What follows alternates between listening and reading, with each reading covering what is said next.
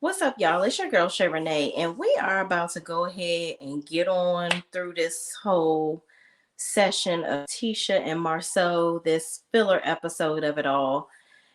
Y'all, can I tell you something? It must be something really about to go down with the get down for them to put this episode out. So let's just get into it, shall we?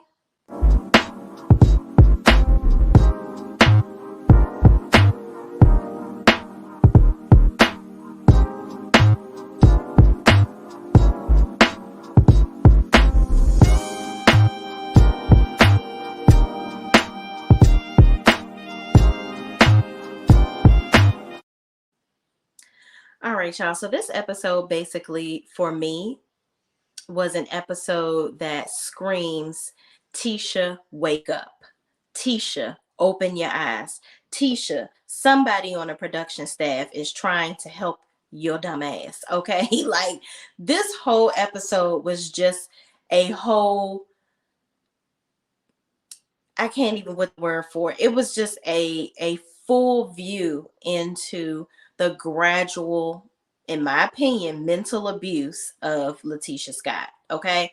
It just really recaps all of the moments where Marceau has been extremely disrespectful, never answers the questions, never considers her, never really cares about her feelings. It's all about him and what he wants to do. So we start off the episode with, and this is going to be quick, y'all, because this whole episode just, I don't even know how I made it through, because there were several times where I wanted to just cut it off and just be like, let me just wait till next week's episode, because this shit right here, I don't like it. But anyway, there was a scene, play your role, baby. So basically, this is where it all kicks off with Marceau like, oh, I'm gonna go ahead and I mean you're gonna stay home. I'm gonna work. You're gonna stay home. I don't want to hear nothing about you. Keep on talking about you got all these degrees and all this stuff, telling her that her degrees were for fun.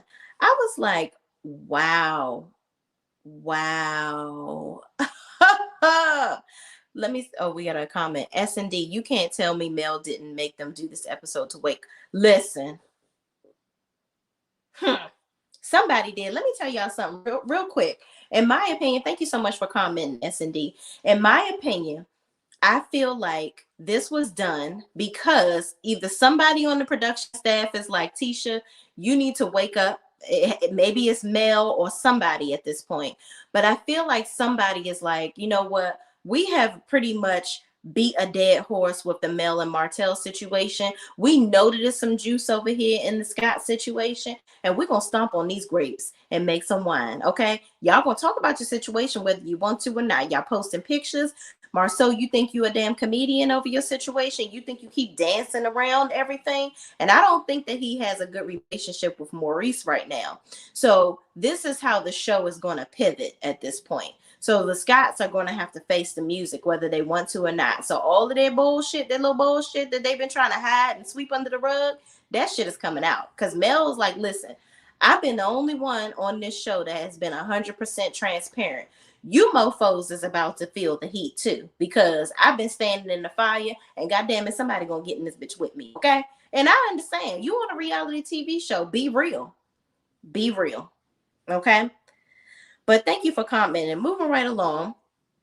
So they talk about the real estate license and how it's just for fun. And she's like, I really do want to use my license. I really want to get to work.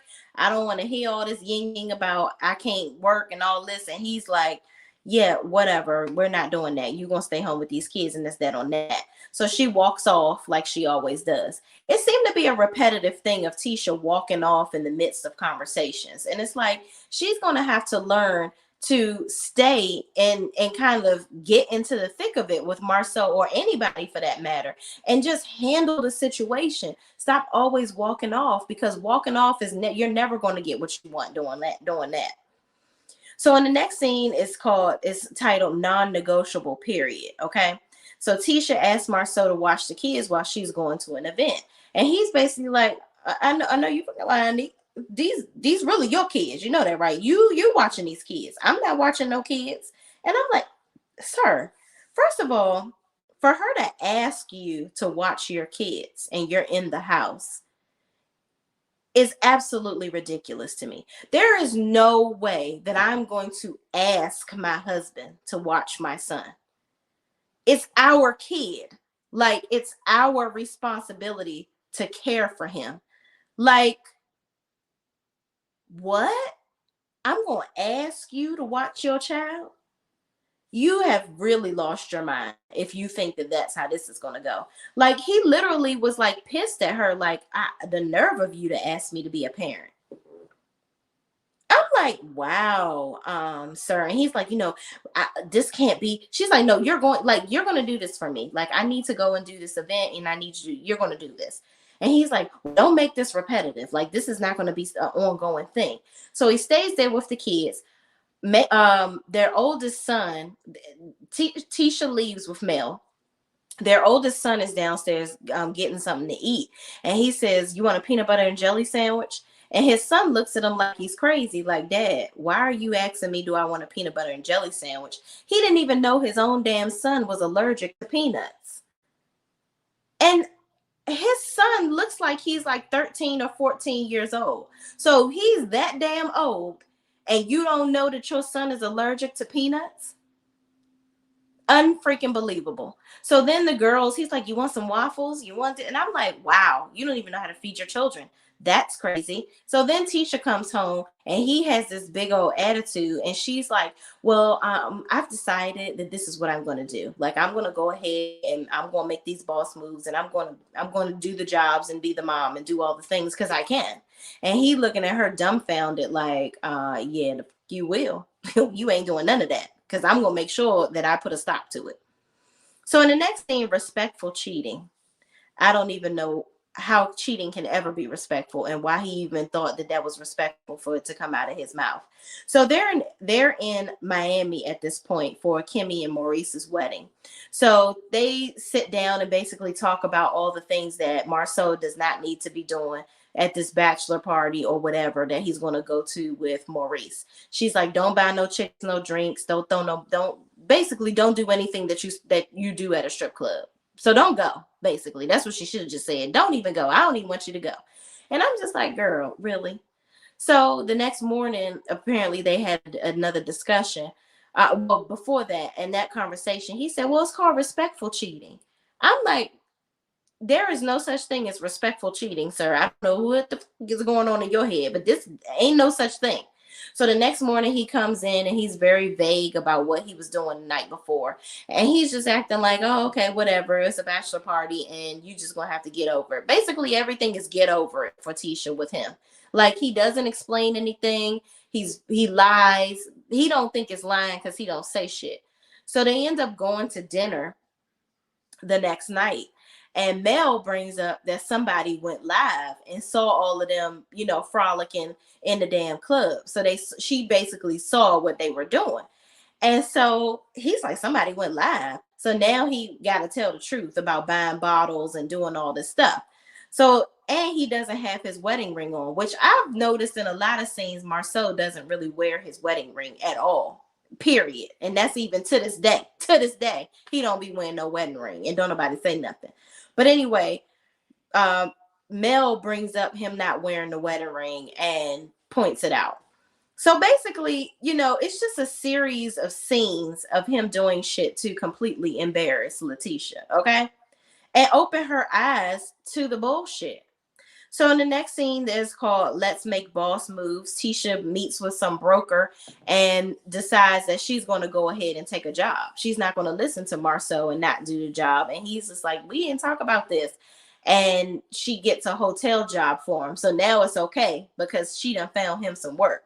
But he still is like, she's like, yeah, we can make boss moves together. And he's like, wow, like in shock, like, I definitely don't want to be doing that. That's definitely not what I'm trying to be doing with you. Like, I want you to stay in your lane in the house so I could be out here doing what I want and you ain't moving free about the aircraft to do whatever the hell you can do to catch me up.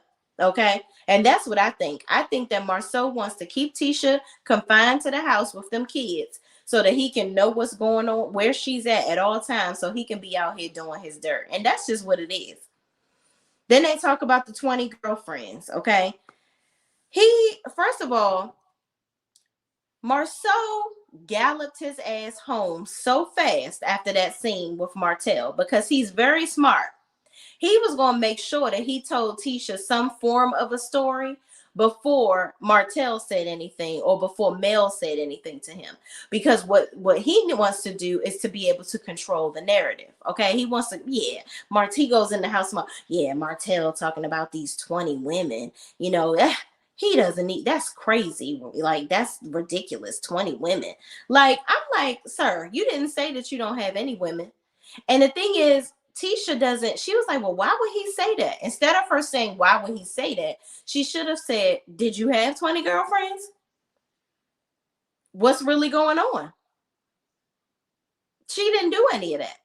So again, she storms off because she's mad because he's not really giving her the responses that she really wants, which is the truth or some form of, no, I'm not doing that. No, you're the only one for me. I would never cheat on you. Something like that. He's not doing that because he ain't going to give you that because he up here lying. So he tried to hurry up and rush home and tell her something so that when somebody does come to her, now she can be like, well, Marceau already told me about that. And, I believe my husband. What do you believe? Because he ain't tell you shit. He ain't tell you shit. He ain't tell you a goddamn thing. And Martell is like, listen, I done got caught, so I'm fuck all y'all world up. For real. So don't play with me. And that's exactly why Marceau gonna try to give him some type of job at Scope because he don't want to get caught up. You always gonna have this man in your back pocket because you don't want to get caught up, which is another reason why Mel probably wants their story to come out because she wants them to go ahead and tell their story so that Martell can no longer have a hold over them. Also helping Mel to also continue to talk Martell over because she's like, I don't want you to have something over the Scots' heads because then they're going to help your ass. I want you to really feel the burn from all the shit that you done did. And if they continue to help you and you have these people in your back pocket that you got dirt on, you ain't never going to learn. So this is definitely a strategy that I'm pretty sure Miss Melody Cherie got a hand in, okay? So the next scene is Two Left Shoes, where Marceau gets the damn vasectomy pretty much without telling Tisha. And I'm like, wow. So you want to make sure that you don't go out and have another outside baby because you probably already got one or two, allegedly. And you just want to make sure you don't make no more. So that's probably about the only responsible thing that you're asking done. But you didn't tell your wife. You're sneaky. Very, very sneaky. Then there's a scene, Do the Work. Different sides of the tracks where he talking about, Tisha being from trying basically calling her ghetto. Okay. Then Two can play that game where she tells him if he is out here with another kid and cheating, she gonna take him for everything, take him for bad for everything he got. Which I'm like, girl, here's my thing, Tisha. If you really wanted to know this man was cheating, and I done said this in several videos already, and actually I had my husband watch the scene. He said the same thing. That's how I know we see each other. Because my husband even said she could just get a private investigator to follow him around and she'll figure out everything she needs to know. She doesn't want to know. She don't want to know. Either Tisha already knows that Marceau is cheating and she just don't want to look like a fool and she's mad at him because he's disrespectfully cheating, then she could easily know. She can easily find out if this man is cheating on her. Hire a private investigator to follow his ass around for 6 months. I guarantee you will find out what the hell he doing. You can't do it for a couple of weeks. You got to do it for 6 months to a year, possibly, because he gonna slip up. If he fucking around with some trick, he gonna end up going to her house at some point because he can't get enough. He gonna go over there and he gonna get caught up. And if you really want to know what he's doing, you'll find out. Now I'm gonna hit up Mama Braxton, Tony Braxton's mama. She said, if you ain't gonna do nothing once you find out that the man is cheating, leave him alone and let him cheat in peace. That may be what Tisha is doing. Letting Marceau cheat in peace. Because she don't really want to know. Because if she find out, she ain't gonna do shit. And we already see that. Every conversation, if it's with your husband, your cousin, your friends, whoever, you walking away. She's walking away because she doesn't want to deal with the situation. And that's that on that. So y'all, yeah, the rest of this stuff, the collateral damage, Tisha acting like she doesn't care about the photo that Marcel posted, and Maurice, excuse me, excuse me, y'all. Maurice basically saying that he knows more than what he says. Then they talk about the secret apartment. She don't want to know none of all this stuff.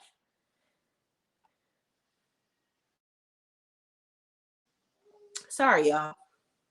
My throat dry. She doesn't want to know what's really good. And hold on.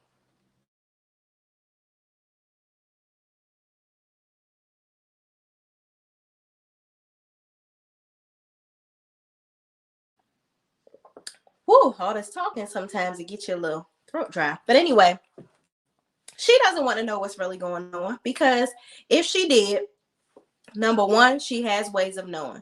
Huntsville can't be but for so big. I'm sure people have told her what's going on.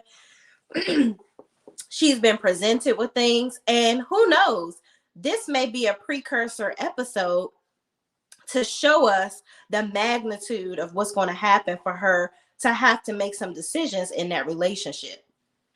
I just feel like, at this point, Tisha got to pull the wool off of her eyes, because somebody on that production staff is about to rip the freaking Band-Aid off of the Scott's relationship.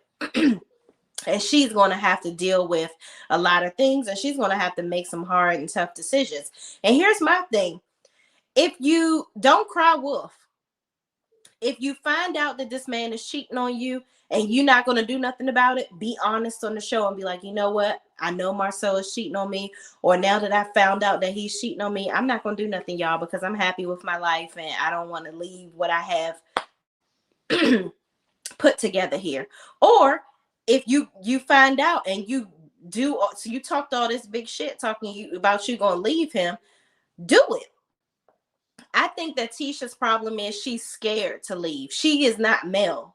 As much as she want to be just like Mel, everybody can't be Mel.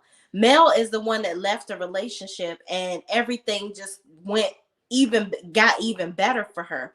You got the weight lifted off of you of a trifling man that's not in your corner, that doesn't protect you, doesn't care about you, out here disrespecting you in these streets. You lifted the dead weight, and God blessed her with so much more. She's taking care of her family and then some. And he over here struggling. Now, it's not to say that she would want Marcel to struggle if she leaves him, but let him be out here and be disrespectful on his own. And I've said it several times. She takes care of the kids by her damn self anyway. Just get his money for child support and move on with your life, girl. Tisha is a beautiful woman. She don't got to deal with his bullshit. And that's that on that, y'all. Like, that whole episode just really irked the hell out of my nerves. I hope that it is, served its purpose of helping homegirls see that this is a bunch of bullshit and her husband is trash. She keeps on talking about everybody is trying to ruin my marriage. No, ain't nobody doing nothing to your marriage that ain't already done between the two of y'all. All right. Anyway, y'all, thank you guys for watching. And Carlos, give us a real episode next week, because this here was some bullshit, okay? And I hope it was for a damn purpose, because besides wasting my damn time. All right, y'all. I'll see you in the next video. Peace out.